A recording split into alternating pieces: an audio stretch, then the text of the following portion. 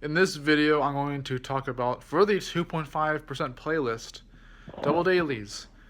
It's already been one earlier today. There was the 10-minute video, but about why, what it's like to to know what's missing. And in this video, I'm going to talk about a bit of a Nofap video, I guess, for this one, Nofap Semen Retention. In this video, I'm going to talk about, because the upcoming Concord Self War is coming in, so I guess I'm going to go for it. And there's a reason why this time, so I knew the opportunity would still be there for me and what I need. I think I'm going to go for it now, so. This video is going to be about if the tapering off strategy or method for addictions, any of them, not just PMO, if the tapering off strategy is influenced by your addiction. And so what I'll get into is that there are several ways you can deal with addiction, any of them: alcohol, drugs, smartphones, dopamine detoxing from the internet, I guess. Other kinds, the cocaine, heroines, the PMO, all that. There are several ways to deal with them. The first way, one of the most hardcore ways people do it, and people find a lot to get from this, even though it's really hard and not always reliable, is the cold turkey method. It's basically you cut off as much as you think you should to improve yourself at the same time as possible, in addition to maybe dopamine detoxing or other lifestyle habits or good habits, positive habits, and that's concerning, likely for like PMO's sake, Nofap, if not semen retention. And that's the idea behind that. It was cold turkey, was going the full route of what you thought was full, and so on. Then there's what I just mentioned earlier was the tapering off method, and that was mentioned by at least one or two other creators I've seen, content creators on the platform, YouTube.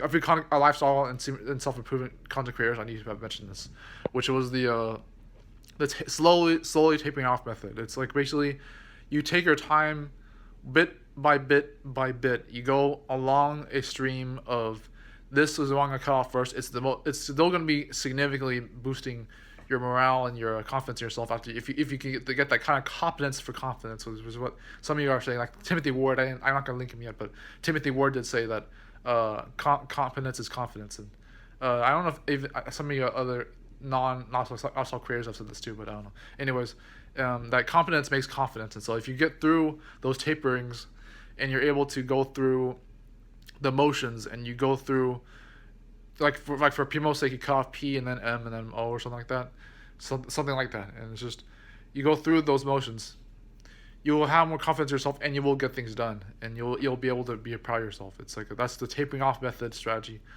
is slowly but surely getting through your abstinence and making progress with it. A third one I can mention at this point would be the trial method, and that was the idea for the skeptics who didn't believe in this stuff, believe that they were addict in anything, so they do it for I think the idea was to go 1 week or 1 month just to see however your discipline could work out things. And if you didn't think you were an addict, you might as well. It's okay if you don't believe in it, but just to try it out and see if you really are an addict, or to see if you really think you can do something about it, if you see it as a problem or not, or if you realize it's a problem or not. But so the trial method is for people who are usually skeptics, maybe even people like me who are still knowing a lot of the research and still have to struggle with it, and or stubbornly kind of binge relapse and still don't know the difference. So cold turkey, tapering, trial method, and that's as far as I'll go for this one. But so my question for you is if the tapering off method is an excuse made by addiction, and I think it could be. It's like I actually told myself, I told someone, I think I told Zealous Quotes that his channel, because a lot of you guys, Lana Blakely had like the polls running down, a lot of the community posts and the polls. I responded to a lot of those polls and community posts. That was nice. That was amazing, including some of the Jordan Peterson reposts. That was fun. But in Zealous Quotes, I told him that I was going to try to do a 2-month taper method by 5 months, and then by 2 other months or 3 other months. The idea was to go 2 months porn free, and then 5 months on SR, and then so forth at that point. So it would be enabling the other aspects of the addiction for a certain period of time, and then going forward with it. That alone could be seen as an excuse to relapse and go even worse than what I even said I wouldn't do or would do. And I realize that now, because I actually realized that in the moment I declared that too. So I just but that's my question for you guys, is if that can already be an excuse if it is. that tapering off could be a good way to get off addiction for any addiction. But if it's still being used against you, or if your discipline's not any better, then you might as well go cold turkey. Even cold turkey is still unrealistic or not as likely to work with, and if it still fails you constantly as an unrealistic expectation for the social comparison norms, whatever people are saying on social media, I guess. But even if I philosophically disagree, those are other ones. But that's what I got for you guys. It's like one more thing I could say about tapering off is that it does work for people. Compared to cold turkey, I've at least with Hamza's case, it was like Hamza Ahmed. He's that I think he's that Indian, like really good, really intelligent, good native speaker in English. Like he has really good content that he exposes. I think he gives a bit of flack to Cole Hastings and some of the other big YouTubers because of how they like one of the examples he illustrates was why he exposes, he debunks the I don't mean to get too much into this, but I mean I never digress. Unfortunately, I have to say something about this, but he actually very successfully and graciously debunked the why self-improvement is ruining your life ideas. He knew that those people were getting too many views for those, for the, not always the best reasons, and so he exposed that a bit very briefly, and it was kind of cool when he did that. But all props to him for that.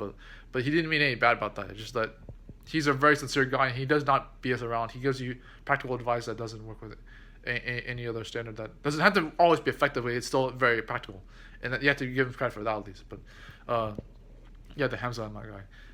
I've been watching him lately, and some of his even longer videos are really good. Some of my long videos, I mean, why am I gonna complain about long videos ever? So I'm not complaining about that, but really, but he does make self-improvement and lifestyle content alongside the Nofap addiction stuff, the porn addiction stuff. So, but I will say that tapering off he was one of the people who encouraged me about the tapering off method, and I did want to consider it, but then I was about to enter this concord self-war, so I couldn't even compromise my other vices anyways, including PMO. So I was like having to work with all those together, and then prepare for the war, and then not have to rely too much on tapering off right away. And I was kind of feeling tapering off in the meantime anyway, so I could certainly the big thing was to see if I could do the war. And if I felt any aspect of it, just to do a fail button, I think.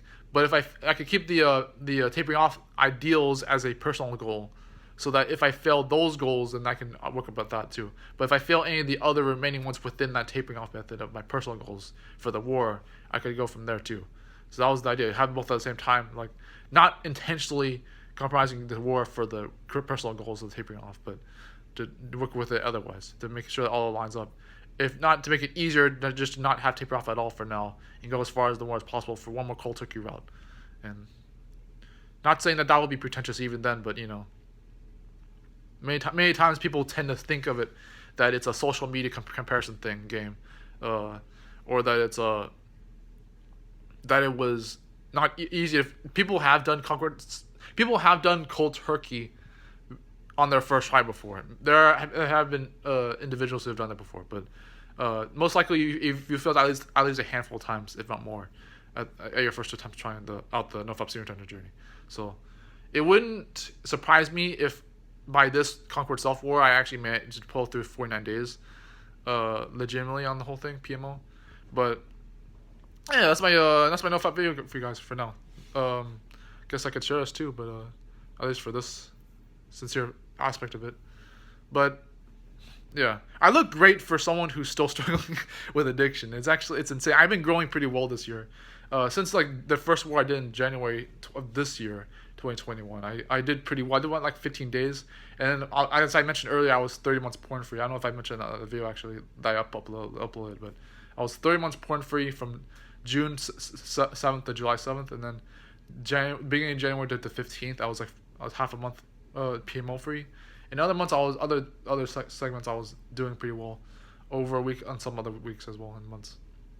So I significantly cut off my usage for sure, but it could definitely be way better. And it's not that I haven't done anything better in my life in the meantime. I've been practicing a lot of gratitude and positivity and all those things. I was exercising lately. I was meditating. I actually put a lot of focus on meditation and exercise in the meantime, and other risk takings I've been doing in the meantime. It's been great, guys. I love you, Tony. No, I accept you, Tony.